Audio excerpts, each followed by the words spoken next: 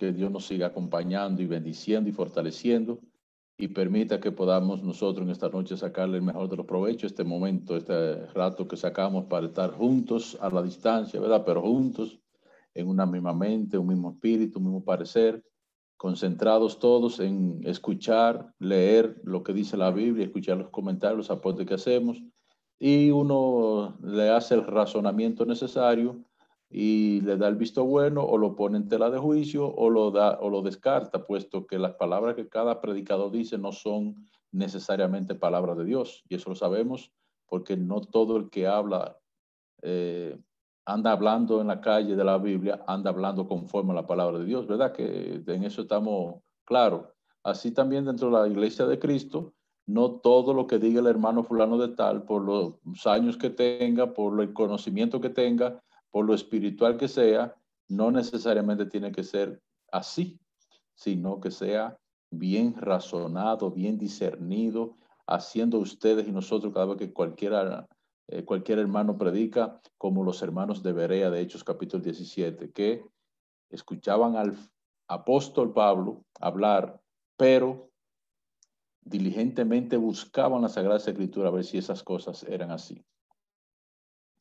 Así que, amados hermanos, siempre recuerden que no todos lo que decimos tiene que ser para gusto, para preferencia, sino que tomemos nuestros apuntes para que investiguemos, ampliemos más los conocimientos. Son solamente opiniones, interpretaciones, explicaciones que la vamos viendo a la luz de las Sagradas Escrituras, con este, con aquel, con el otro versículo, y lo vamos viendo, y cada uno va pues sacando sus conclusiones. Ustedes saben la gama de mensajes que hay en la Biblia, en Google o en YouTube, referente a lo que hemos venido trabajando. Muy diferente, bastante diferente con relación a todos estos eventos que tuvieron un contexto histórico en un momento determinado de la historia de la humanidad, cuando el Imperio Romano estaba en su apogeo y acabando con los cristianos.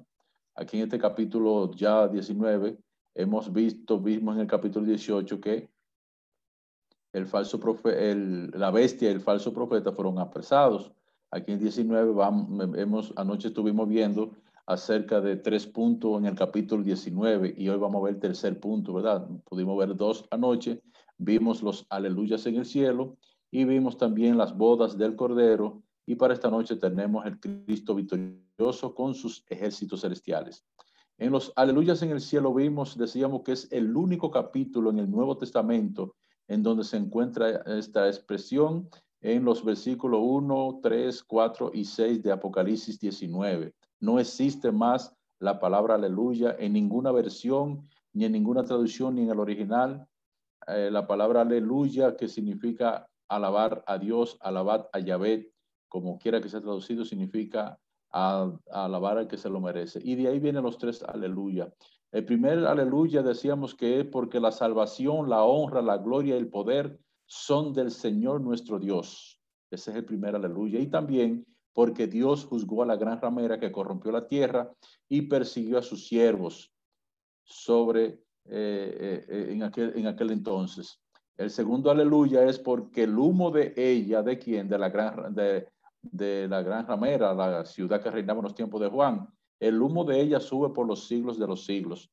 Y decíamos que esta expresión por los siglos de los siglos significa que es un tormento que no tiene fin, es eterno el tormento que le tocaría a la ramera. El tercer aleluya es que lo hicieron los 24 ancianos y los 4 seres vivientes. Veíamos los versículos relacionados con ello y afianzábamos el concepto de que esto significa que todos debemos alabar a Dios. El cuarto y último aleluya es porque el Señor Dios Todopoderoso reina. Y esto lo decía una gran multitud con unas voces, oigan cómo, como el estruendo de muchas aguas. Lo que decíamos anoche que significa que era impotente, o sea, imponente. Y como la voz de grandes truenos, lo que entendemos que significa que era potente, que era fuerte, lo que seguían esas voces con esa gran muchedumbre.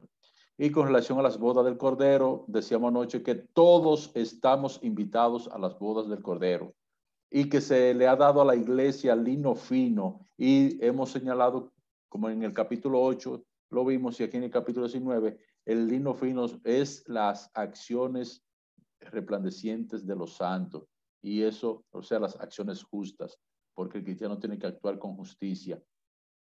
Eso se nos ha dado o se le ha dado a la esposa del Cordero para que mientras tanto se espere ese momento, puesto que este es un evento que no ha acontecido. Se está invitando a las bodas. Y decíamos anoche que Cristo dejó bien claro en sus dos parábolas, la parábola de los convidados a las bodas y de los convidados a la Santa Cena, que el mensaje, el banquete está preparado para la humanidad entera. Pero aclarábamos bastantemente, como también las mismas dos parábolas, el Señor dejó claro de que aunque se le invite a todo el mundo, no todo el mundo va a aceptar. Solamente aquellos que acepten la invitación, que acepten la salvación en Cristo, serán los bienaventurados. Y el ángel le dijo a Juan, escribe, escribe, porque eso son palabras fieles y verdaderas de Dios. Y Juan intentó adorar al ángel, pero el ángel le dijo, no lo haga. Yo soy consiervo tuyo y de los santos y de los profetas y de los apóstoles. Adora a Dios. Esta es la parte importante. Nosotros debemos siempre adorar a Dios. Y hablábamos que el espíritu de la profecía es el testimonio de la predicación del evangelio con las citas bíblicas que vimos. Eso es, entre otras cosas, parte de lo que vimos anoche. Ya en esta noche vamos a ver el tercer punto de Apocalipsis capítulo 19, que está en los versículos 11 hasta el 21, en donde vamos a ver a un Cristo victorioso junto a sus ejércitos celestiales. Y dice desde el versículo 11 hasta el 21 de la siguiente manera. Entonces vi el cielo abierto y he aquí un caballo blanco, y el que lo montaba se llamaba Fiel y Verdadero, y con justicia juzga y pelea. Sus ojos eran como llama de fuego, y había en su cabeza muchas diademas, y tenía un nombre escrito que ninguno conocía sino él mismo. Estaba vestido de una ropa teñida en sangre, y su nombre es el Verbo de Dios. Y los ejércitos celestiales vestidos de lino finísimo, blanco y limpio, le seguían en caballos blancos. De su boca sale una espada aguda para herir con ella a las naciones, y él las regirá con vara de hierro, y él pisará el lagar del vino del furor de la ira del Dios Todopoderoso. Y en su vestidura y en su muslo tiene escrito este nombre: Rey de Reyes y Señor de Señores. Y vi un ángel que estaba en pie en el sol y clamó a gran voz diciendo: a todas las aves que vuelan en medio del cielo, vengan, congréguense a la gran cena de Dios, para que coman carnes de reyes y de capitanes, y carnes de fuertes, carnes de caballos y de sus jinetes, y carnes de todo, libres y esclavos, pequeños y grandes. Y vi a la bestia, a los reyes de la tierra y a sus ejércitos, reunidos para guerrear contra el que montaba el caballo y contra su ejército. Y la bestia fue apresada. Aquí que vemos el apresamiento de la bestia, porque en el capítulo 20 vamos a ver la del gran dragón, la serpiente antigua, llamada Diablo y Satanás. Aquí en el capítulo 19 nos dice, y la bestia fue apresada, y con ella el falso profeta que había hecho delante de ella las señales con las cuales había engañado a los que recibieron la marca de la bestia y habían adorado su imagen. Estos dos fueron lanzados vivos dentro de un lago que arde con azufre. Y los demás muertos con la espada que salía de la boca del que montaba el caballo, y todas las aves se saciaron de las carnes de ellos. Palabra de Dios, mis hermanos. Una descripción bastante, digamos, un poco ruda, cruda. Eh, si uno lo mira desde un ángulo literal, esto que está pasando aquí, pero yo creo que nuestra conciencia misma nos hace pensar y razonar en cómo pensaron los que clamaban debajo del altar cuando vieron esta situación. Recuerden que en el capítulo 18 veíamos que se alegraban los cielos, los santos, los profetas y los apóstoles, porque el juicio de la gran ramera había llegado y Dios le había pagado el doble con el vino del furor de la ira de Dios. En cuanto a lo que es, viendo un poquito estas expresiones que el apóstol Juan describe, este escenario que estamos viendo aquí en Apocalipsis 19, desde el 11 hasta el 21, el caballo blanco y el que lo montaba. Si nos vamos a Apocalipsis capítulo 6, versículo 2, nosotros vamos a ver Apocalipsis 6, 2, algo que tiene que ver con este personaje. Dice, y miré, y he aquí un caballo blanco, y el que lo montaba tenía un arco, y le fue dado una corona y salió venciendo y para vencer. ¿Se acuerdan de qué personaje hablábamos en aquel entonces, en Apocalipsis capítulo 6? De este jinete que salió montando un caballo y tenía un arco, una flecha y una corona. ¿Ustedes se recuerdan quién era ese personaje? Pues esa secuencia sigue así, no falla, porque las cosas de Dios son así. Son bien planeadas, bien pensadas. El que montaba ese caballo blanco, bueno, el hermano William nos va a leer en Apocalipsis 3:14 dos características que tenía este personaje que montaba el caballo blanco. Hermano William, Apocalipsis 3, versículo 14. Y el hermano Luis Cosma, que se busca 2 Timoteo 4:8, para que nos lea también unas características que también posee este personaje que monta este caballo blanco aquí en Apocalipsis 19, versículo 11. William, Apocalipsis 3:14, ¿qué nos dice? Amén. Dice la Biblia. Y escribe al ángel de la iglesia en la Odisea, he aquí el amén, el testigo fiel y verdadero, el principio de la creación de Dios, dice esto. Amén. Esas son características que explicaban cuando le estaba enviando el mensaje a la Odisea, decíamos quién es que tiene esta característica. Aquí en el capítulo 19, versículo 11, dice, el que lo montaba se llama fiel y verdadero. Allá en el mensaje de la Odisea, vemos que el amén, el testigo fiel y verdadero, ese es el mismo personaje. Para que nosotros vayamos viendo que eso no tiene ninguna perdedera, el libro de Apocalipsis. Y decíamos al principio de este libro que él mismo va dando su interpretación. Y cualquier persona, no importa que haya visto alguna vez en su Biblia, una Biblia en sus manos, puede saber que el testigo fiel, el que lo montaba, el que se le dio el arco y la flecha y la corona, se puede interpretar. Pero además de eso, 2 Timoteo 4:8 nos da otras características de este personaje que lo montaba el hermano Luis.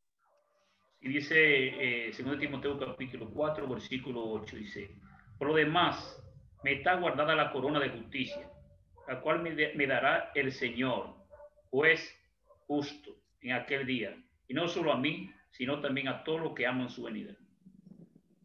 Amén. El juez justo. ¿Y qué dice la parte final de Apocalipsis 19:11? Dice que con justicia juzga y pelea.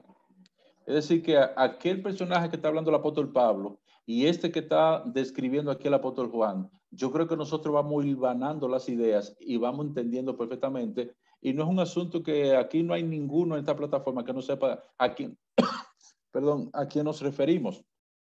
Pero además de estas características, oigan qué otras características poseía y sigue poseyendo. Y lo vamos a ver aún cuando estaba en la tierra caminando, cuando andaba junto a sus seguidores. Este señor, este personaje montado sobre este caballo blanco, tenía los ojos como llama de fuego. Bueno, vamos a retomar. El hermano Carlos, Apocalipsis 1:14, Darío, Apocalipsis 2:18 y 23, Moisés, Primera de Crónicas 28:9, Henry, el Evangelio de Juan, capítulo 1, versículo 47 al 49. Aquí vamos a ver qué tan profundo, qué tan largo, qué tan lejos es esta mirada penetrante como llama de fuego, que eso es lo que significa como llama de fuego, mirada penetrante que lo escudriña todo. Ese es el significado de mirada como llama de fuego. Y de último, el hermano Dani se va a buscar ahí mismo en el Evangelio de Juan, capítulo 2, desde el versículo 23 al 25, para que veamos que ese personaje conocía tan bien y conoce tan bien a los hombres, a usted y a mí, mi hermano, y a usted y a mí, mi hermana, que no tiene necesidad de que nadie le diga nada, sino que tiene una mirada tan profunda. Yo una vez decía, ¿a quién le importa saber de qué color eran los ojos de Jesús? Lo importante es saber que con esa mirada, con esos ojos, Él escudriña nuestra mente y nuestros corazones. Anda la perra, ya le dije a ustedes qué personaje era el que montaba el caballo blanco. Ya no tengo que dejarlo a la imaginación de ustedes. Pero nada, vamos a seguir reconfirmando las características de este personaje que montaba el caballo blanco, y así en el orden que le di: el hermano Carlos, Apocalipsis 1:14, Darío 2:18 y 23, Moisés, 1 Crónica 28:9, y Henry, Juan 1:47-49, ese encuentro que tuvo con Natanael. Y el hermano Dani nos va a hablar de algunos que querían meterle chivo por perro por chivo al Señor. Vamos a ver, así mismo en línea, por favor, lean. Apocalipsis capítulo 1, versículo 14. Su cabeza y sus cabellos eran blancos como la blanca lana, como nieve, sus ojos como llama de fuego. Continúa, Darío.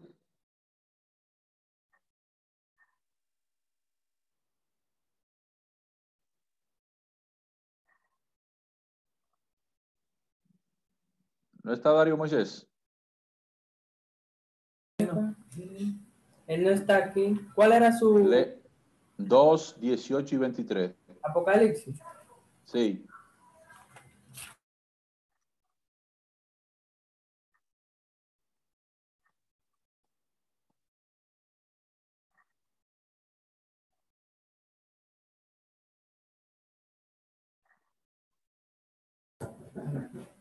Apocalipsis 2, 18 al 23. No, Y escribe el ángel del... Solo el 18 y el 23 nada más. Ah, ok. Y escribe al ángel de la iglesia en Tiatira, el Hijo de Dios, el que tiene ojos como llama de fuego y pies semejantes al bronce bruñido, dice esto. Y el 23. Sí. Amén.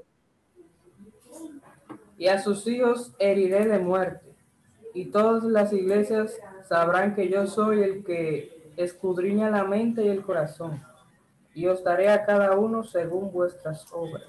Palabra de Dios. Amén. Y léete ahora el que te toca a ti, Moisés. ¿Tú te acuerdas? Para que veamos la mirada de Jehová Dios en aquel entonces, a ver cómo era también en Primera de Crónica 28:9. ¿Tú lo tienes a mano ahí? Primera de Crónica 28:9. 28:9. Dice la Biblia: y tú, Salomón, hijo mío, reconoce al Dios de tu Padre y sírvele con corazón perfecto y con ánimo voluntario, porque Jehová escudriña los corazones de todos y entiende todo intento de los pensamientos.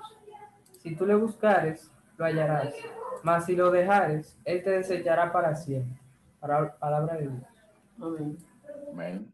Esa es una característica de Jehová Dios que Jesucristo también demostró tenerla. Y veámoslo en vida, entonces, andando por la tierra, ese encuentro que tuvo con Natanael. Vean, mi hermano Henry. Juan capítulo 1, versículo 47 al 49 dice la Biblia: cuando Jesús vio a Natanael que se le acercaba, dijo de él: he aquí un verdadero israelita en el cual no hay engaño. Le dijo Natanael: ¿de dónde me conoces? Respondió Jesús y le dijo: antes que Felipe te llamara, cuando estaba debajo de la higuera, te vi. Respondió Natanael y le dijo: Rabí, tú eres el Hijo de Dios, tú eres el Rey de Israel. Amén, gloria a Dios. Hermano, ahí no fue que él vio a Natanael debajo de la higuera, sino que lo vio por dentro. Porque ahí donde él estaba lo pudo haber visto cualquiera. Pero según lo que Natanael le respondió, reconoció inmediatamente quién era ese personaje que había llegado ahí. ¿Y cómo tú sabes que soy yo? Ah, que te vi, pero esa expresión te vi No fue como yo lo vi parado allí en la esquina, no vi en el parque, no. Significa que lo miró más hacia adentro. Pero el hermano Dani nos va a decir un poquito más profundo, la mirada penetrante de Jesús, que por eso la expresión que tiene como llama de fuego, como la describió tantos versículos del Apocalipsis, y aquí lo estamos viendo caminando por la tierra. ¿Cómo que dice Juan 2, 23, 25, Dani? Dice la palabra de Dios: estando en Jerusalén en la fiesta de la Pascua, muchos creyeron en su nombre, viendo las señales que hacía, pero Jesús mismo no se fiaba de ellos, porque conocía a todos y no tenía necesidad de que nadie le diese testimonio del hombre, pues él sabía lo que había en el hombre. Ay, mamá, hermanos, qué mirada tiene ese señor. Es como un tema que tenemos por ahí en borrador, que se llama las miradas, las diferentes miradas. Pero qué mirada tenía Jesucristo. Una mirada que no había que decirle a nadie, ni conoce a este, ni conoce a aquel. Él no se fiaba de nadie, hermano. ¿Qué podrá decir él de nosotros? ¿Se fiará él? ¿Se confiará de que usted y yo somos sus siervos? ¿Entenderá? Él aceptará su adoración, mi adoración, estará conforme. Penetrará el Señor todavía, así como andaba en la tierra y hacía eso. Así como en Apocalipsis se describe que tenía una mirada penetrante, una mirada como llama de fuego que escudriña la mente y los corazones. ¿Podrá seguir haciéndolo todavía? Si es así, mis hermanos, entonces nosotros tenemos que reflexionar un poco y ver en qué estamos y cómo estamos. El Señor tenga piedad y misericordia de nosotros. Unas características más que poseía este personaje que montaba el caballo blanco era que en su cabeza tenía muchas diademas. Eso significa corona real. ¿Por qué? Porque el versículo 16 de Apocalipsis 19, que él era rey de reyes. Y por eso la expresión de que había mucha diadema en su cabeza, porque era un rey sobre todos los reyes.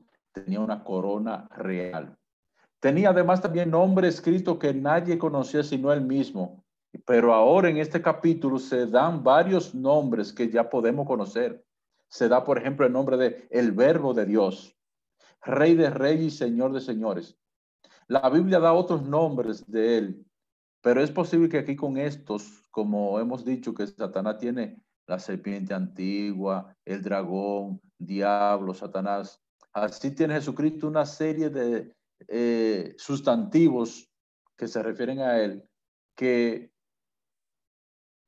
pues podríamos pasar la noche buscando en la Biblia y diciendo cuáles nombres. Bueno, una vez yo le dije a ustedes que aquí hicimos un ejercicio con los jóvenes, el que trajera más nombre que se refirieran a Jesucristo desde Génesis hasta Apocalipsis, se ganaba un premio. Y me acuerdo que el que ganó consiguió 166 atributos. No sé por dónde tengo ese papel guardado. 166 de atributos no sustantivos que se refieren a Jesucristo. Pero aquí se da a entender que por mucho que nos esforcemos en comprender a profundidad la personalidad de Cristo, nunca lo vamos a lograr. Son demasiados los sustantivos que se refieren a él. ¿Qué además de todo esto tenía él? Dice, vestido de ropa teñida de sangre. Al hermano José Fran, que se vaya teniendo a mano ahí, a Isaías 63, del 1 al 6, para que nos hable de aquella batalla que Jehová dice, pregunta, ¿quién es este que viene de dónde? Bosra. ¿Quién es que viene ensangrentado? ¿Qué fue lo que pasó? ¿Qué fue lo que ocurrió? Aquí esta ropa teñida de sangre significa que tenía experiencia de batalla y que había salido victorioso. ¿Por qué? Porque si estaba en batalla y se estaba viendo montado sobre un caballo, es porque había salido victorioso, no lo habían eliminado. Todas las batallas que él ha echado desde la eternidad hasta la eternidad, las ha ganado, excepto, ustedes saben como yo, cuál él, entre comillas, perdió, ¿verdad?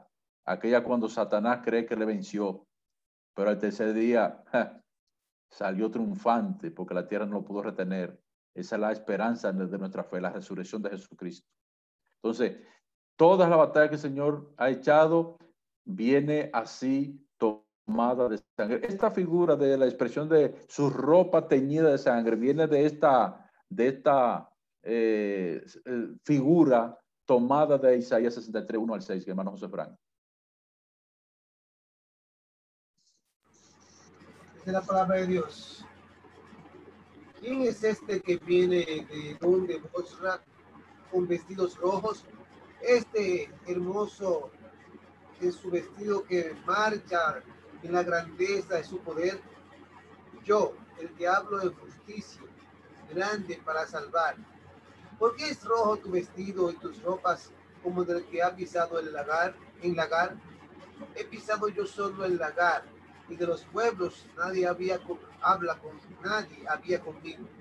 Los pisé con mi ira y los hollé con mi furor, y su sangre salpicó mis vestidos y manché todas mis ropas, porque el día de la venganza está en mi corazón y el año de mis redimidos ha llegado. Miré y no había quien ayudara, y me maravillé que no hubiera quien sustentase, y me salvó mi brazo y me sostuvo mi ira, y con mi ira hollé los pueblos y los embriagué en mi furor y derramé en tierra su sangre. Dios bendiga su palabra. Amén. Esa figura que utilizó Isaías para hablar de el día de la venganza de Jehová contra las naciones de la tierra, tomada aquí en Apocalipsis, dice que tenía ropa teñida con sangre. Eso no deberíamos entrar en detalle de ver de las batallas que se han dado en que grandes hombres han salido airosos, batiendo su espada y matando gente, cómo los salpican, cómo salen llenos de sangre. Eso cae de más, pero de todas las batallas que ha echado el Señor Jesucristo, significa que ha salido victorioso, y en esta también. ¿Qué podemos decir de los ejércitos celestiales? No son más, amados hermanos, que aquellos que cogieron a Satanás y a sus ángeles y lo arrojaron a la tierra. Esos son los ejércitos celestiales de Jesucristo, que están comandados por arcángeles. Eso ya hablamos un poquito de ello, ¿verdad? Los 3, 4, 5, 6, 7 arcángeles que pueden existir. Hemos dicho que los más mencionados en las Sagradas Escrituras son Gabriel y ¿cuál es el otro? El arcángel Miguel. Esos son los dos más mencionados. Y están otros que mencionábamos cuando hablamos de la guerra, de cuando echaron a Satanás y a los ángeles fueron arrojados al cielo, a la tierra. Estos son los ejércitos celestiales del Señor, los que le acompañaban. Sobre la espada de su boca, aquí en Apocalipsis 19:15, en el capítulo 1, Roger está por ahí, Dani, yo creo, ¿verdad? Roger, Benjamín. Va a necesitar a Roger y a Benjamín ahora. Roger se va a leer a Apocalipsis 1:16 y Benjamín Apocalipsis 2:12 y 16. Y Moisés a Hebreo 4:12.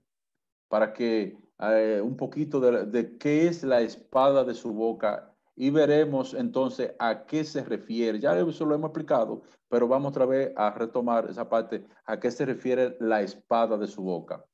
¿Dónde dice que tiene él? De una espada aguda, de que le sale su boca, que hace esto, que hace aquello, que hace lo otro. Veamos Apocalipsis 1:16 con Roger, Benjamín 2:12 y 16 y Moisés Hebreo 4:12. Léanos, Roger.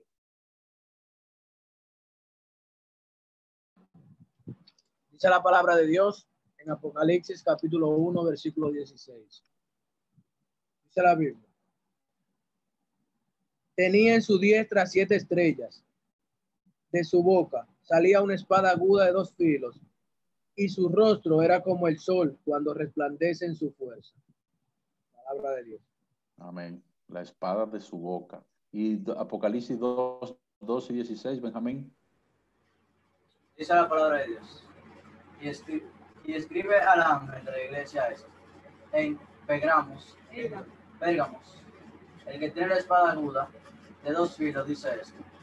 El 16 dice, por tanto, arrepiéntete, pues no vendré a por ti y pelearé contra ellos por la espada de mi boca. Dios bendiga su santa palabra. ¿Y qué función hace esta espada, hermano Moisés? ¿Qué es lo que hace esta espada, según Hebreo 4:12?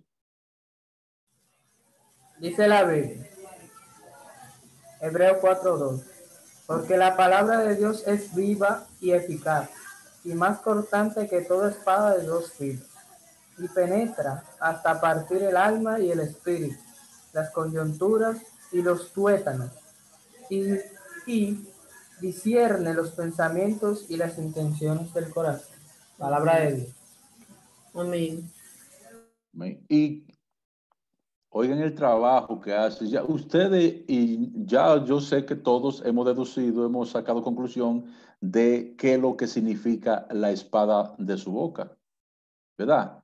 Si hace esto que nos leyó el hermano Moisés, sabemos que es una sola cosa que puede hacer esto. Y Efesios 6:17 dice el apóstol Pablo, y toman el yelmo de la salvación y la espada del Espíritu, que es la palabra de Dios.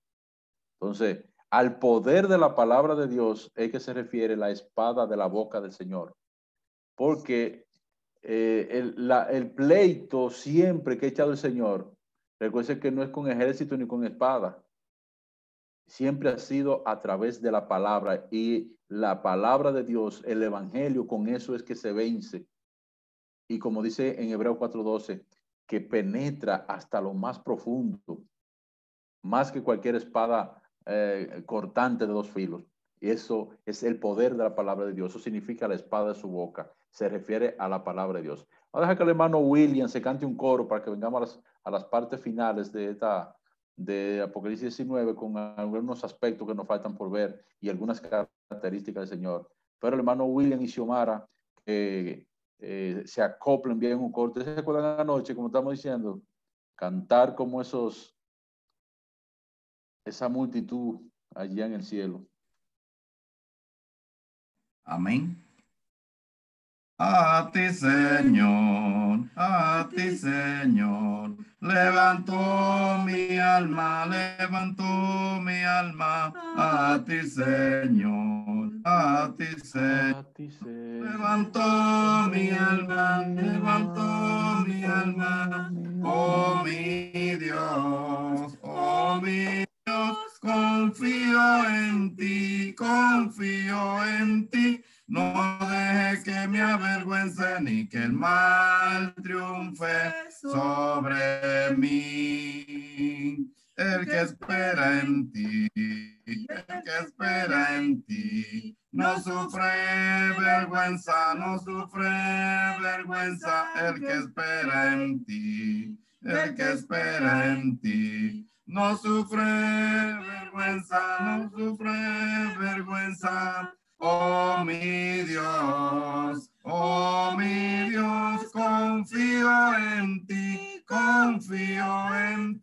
no deje que me avergüence ni que el mal triunfe sobre mí. No recuerdes más, mi mucho pecado, no recuerdes más, mis muchos pecados, oh mi Dios, confío en ti, no deje que me avergüence ni que el mal triunfe sobre mí. Enséñame tu camino, Señor,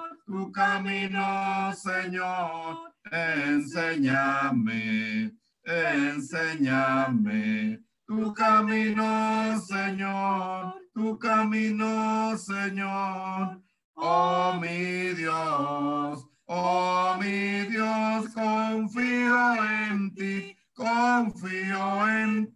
no deje que me avergüence ni que el mal triunfe sobre mí. No deje que me avergüence ni que el mal triunfe sobre mí. Gloria al Señor. Amén, jóvenes del Señor, que Dios les siga bendiciendo y a todos nosotros nos fortalezca la fe. El poder del jinete que montaba el caballo blanco. Todas esas características no hemos venido explicándolas porque todos entendemos las razones del por qué el caballo era blanco, por qué la vestidura del que también era blanca y estaba teñida de sangre, de por qué los ángeles que le acompañaban a los ejércitos celestiales andaban con un vestido de un lino finísimo blanco. Eso sabemos lo que simboliza, ¿verdad? Ya hemos hablado que el blanco simboliza pureza. Entonces, del poder y la autoridad, ¿de dónde viene el poder y la autoridad que ejerce este? ¿Y cuál es ese poder y autoridad? Bueno, sencillamente a él se le había predicho, sobre él se había predicho que iba a regir, a gobernar, a dirigir, a hacer su voluntad en medio de sus enemigos con vara de hierro.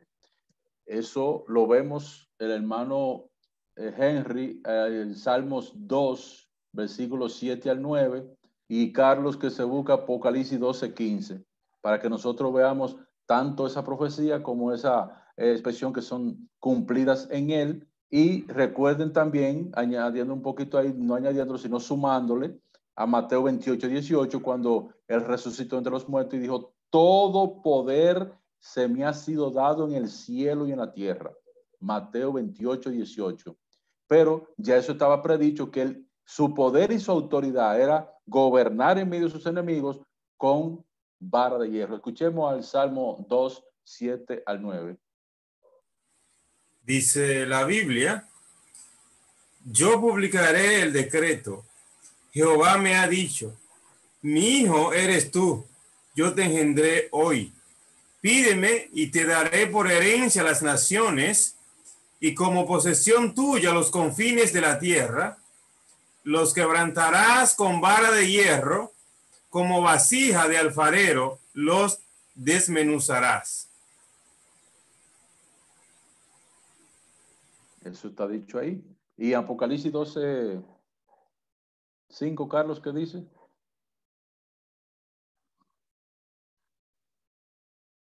12:5, hermano, te dijo 12:15. Primero. Pues es 12:5. Es 12:5, dice la palabra de Dios.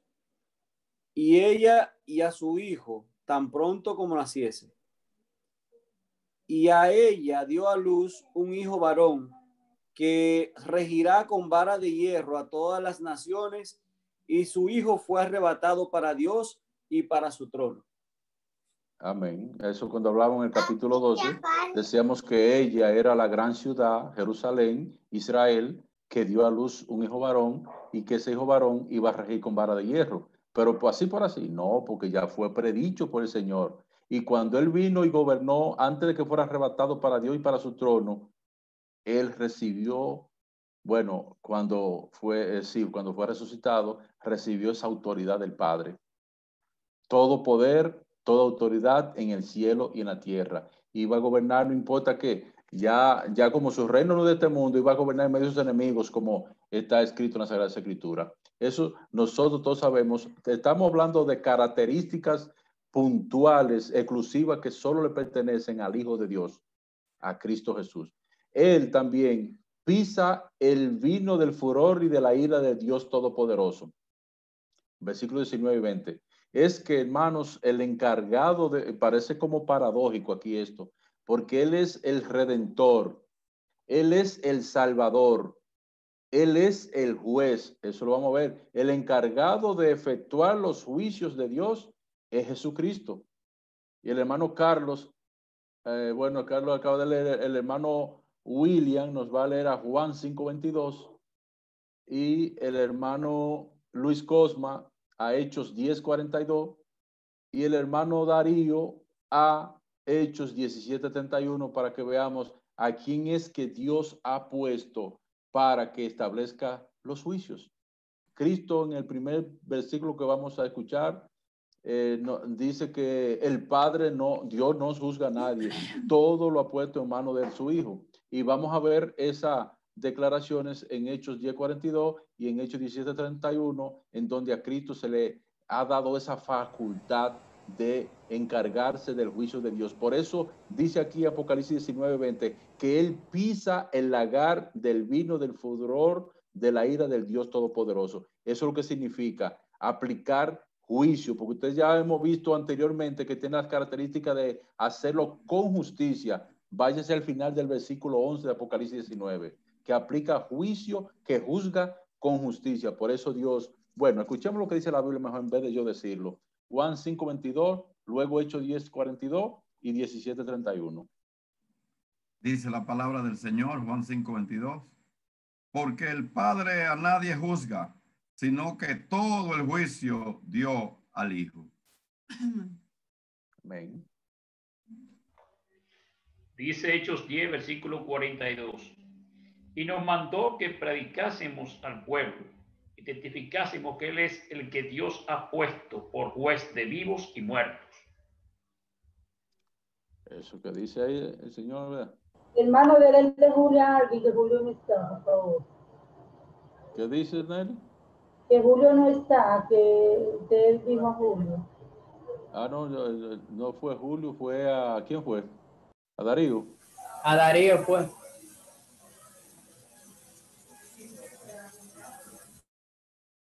Dale, pues. En Hechos 17:31. Toca Darío, pero antes Darío, bueno, ya Luis leyó Hechos 10:42, que exactamente eso es lo que Dios ha puesto a Jesucristo para que juzgue a vivos y muertos. Y Hechos 17:31 nos dice qué cosa. ¿Cuánto ha establecido un día en el cual juzgará al mundo con justicia por aquel varón a quien designó, dando fe a todos con haberle levantado de los muertos? Palabra de Dios. Amén.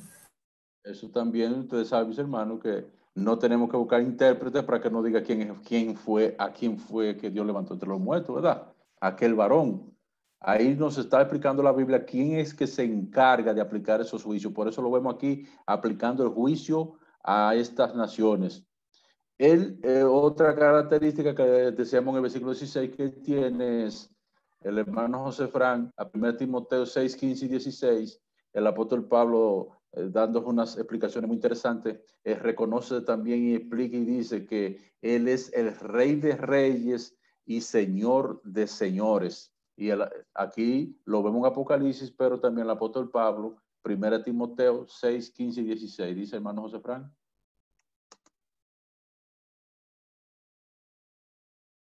Hay mute, José Fran. Dice la palabra del Señor, 1 Timoteo 6, 15 y 16. La cual a su tiempo mostrará el bienaventurado y solo soberano, Rey de Reyes y Señor de Señores, y el único que tiene inmortalidad, que habita en luz inaccesible, a quien ninguno de los hombres ha visto ni puede ver, al cual sea la honra y el imperio sempiterno. Amén. Amén, gloria al Señor, hermano Sefrán. Ven que la misma expresión de Rey de Reyes y Señores de Señores a la que Pablo se refiere allá en Timoteo también es la misma que vemos aquí, porque es que tanto el Padre como Jesucristo tienen esas características. Cada uno tiene su rol, su papel que ha desempeñado y sigue desempeñando hasta el momento en que todos seamos glorificados y estemos para siempre con el Señor. Otro aspecto interesante de Apocalipsis 19 es que además hemos sido convidados a la gran boda. Recuerden en los versículos que veíamos anteriormente, desde el versículo 9 hasta el versículo 10, que hemos sido invitados a una boda. También hay una gran cena, la gran cena de Dios se le llama. Pero oigan qué cena. Esta cena es un anuncio de la derrota total de los que pelean en contra de Cristo. Aquellos que estuvieron peleando contra Cristo iban a ser derrotados totalmente. Por esto se llama las aves del cielo a que vengan a comer. En Ezequiel 39, 17 al 20 hay una descripción parecida a esta.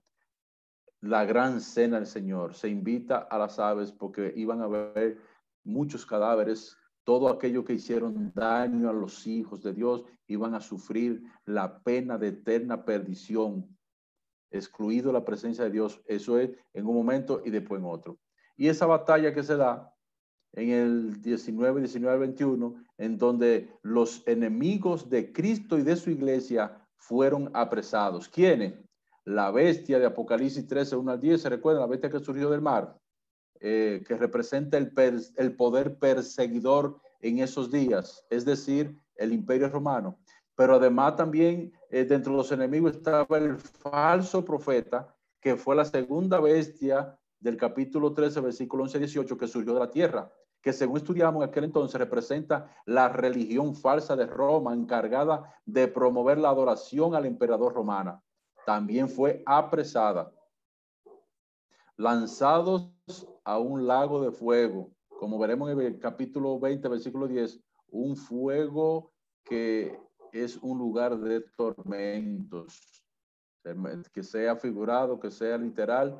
Esos son asuntos que los dejamos al Señor, para que lo importante es que usted y yo evitemos ir a donde va a estar el gran dragón y la bestia y muchos personajes más de la historia, que aunque no le hayan hecho mucho daño al pueblo de Dios, han hecho mucho daño a la humanidad y a la tierra misma.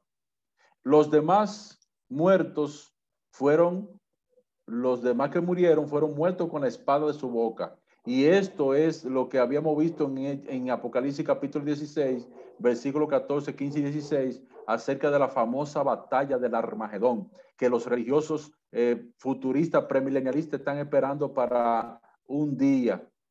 Y esa batalla entre Cristo y sus enemigos es una batalla decisiva, y que Cristo también la ganó, porque fueron vencidos los que perseguían a la iglesia del Señor.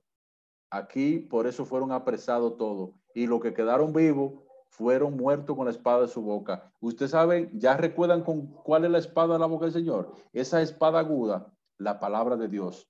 Todo aquel que no obedece a la palabra de Dios ya es un muerto en sí mismo. Ya, aunque ande caminando, está muerto en sus delitos y pecados. Por lo tanto, con la palabra que sale de su boca, con esa espada aguda que es la palabra de Dios, los mata a todos. Finalmente, el hermano Dan Cook dice: no es muy difícil ver que esta no es una batalla entre naciones, sino una batalla espiritual entre el Cordero contra las fuerzas del mal. Porque están esperando una gran batalla, como decíamos en el capítulo 16, en donde van a ser reunidos. Y en el capítulo 20 vamos a ver la parte en donde son reunidos los de Gog y de Magog para esa gran batalla. Pero allí lo que van a hacer es apresar a la serpiente antigua, al gran dragón, al diablo, Satanás, que son 4 términos para el mismo personaje. Entonces, como comenzamos diciendo anoche, con la expresión aleluya, porque no el mal, sino Dios Todopoderoso reina. Que el Señor Dios del cielo nos acompañe, mis hermanos. Como decíamos anoche, comenzamos con la expresión aleluya, porque el Señor Dios Todopoderoso reina. También finalizamos esta noche el capítulo 19 diciendo aleluya, porque no el mal, sino Dios Todopoderoso reina, y a Él es que debemos darle todo honor, toda honra y toda gloria.